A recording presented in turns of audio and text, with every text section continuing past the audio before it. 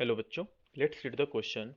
Two identical bar magnets with a length 10 centimeter and weight 50 gram weight are arranged freely with their like poles facing in an inverted vertical glass tube. The upper magnet hangs in the air above the lower so that the distance between the nearest pole of the magnet is 3 millimeter. Then pole strength of the each magnet will be. Question में कह रहा है कि एक jar के अंदर glass tube के अंदर हमने दो मैग्नेट्स को ऐसे रखा है लाइक दिस। ये हमारा एक मैग्नेट है, ये मैग्नेट का नॉर्थ पोल, ये मैग्नेट का साउथ पोल, और ये हमारा दूसरा मैग्नेट है, ये मैग्नेट का नॉर्थ पोल, ये मैग्नेट का साउथ पोल।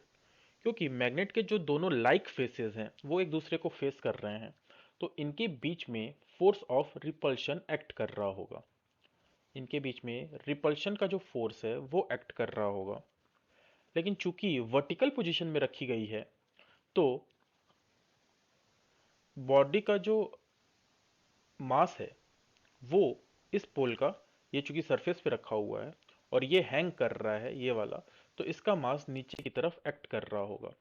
ये किस सिचुएशन में एक पोजीशन पर टिके रह सकता है? जब इसके ऊपर लगने वाला फोर्स ऑफ रिपल्शन और इसका मास इक्वल एंड अपोजिट हो जाए, that is force of repulsion gets equal to the weight of the magnet।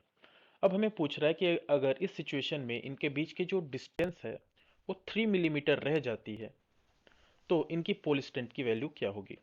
तो हमको पता है फोर्स का formula in the terms of pole strength वो होता है mu naught upon 4 pi into m square upon r square is equal to M g, जहाँ पे एम हमारा पोल स्ट्रेंथ है, एम जी हमारा मास है, वेट है। तो म्यू नॉट अपॉन 4 पाई की वैल्यू 10⁻⁻⁷ इंटू एम स्क्वायर जो हमें फाइंड करना है अपॉन आर स्क्वायर जो क्वेश्चन में 3 मिलीमीटर दी हुई है, तो इसको मीटर में चेंज करें तो 3 इंटू 10⁻⁻³ का square is equal to M G. Mass हमारा 50 ग्राम में दिया है तो इसको केजी में चेंज करेंगे, 50 इंटू 10⁻⁻³ एंड जी की value 10।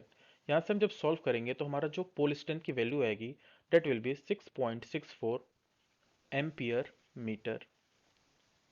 That is option A. I hope you understood it well. All the best.